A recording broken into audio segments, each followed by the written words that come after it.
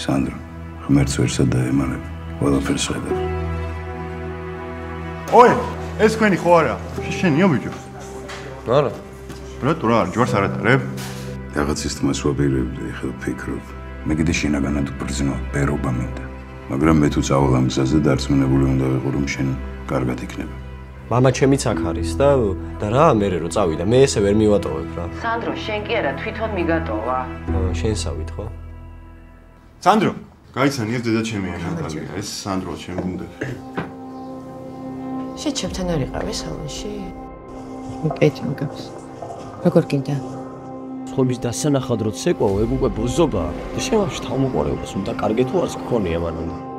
ლოცვასთან ერთად ხო ხელი უნდა გავანძრიოთ, რომ შევებრძოლოთ გარკვეული.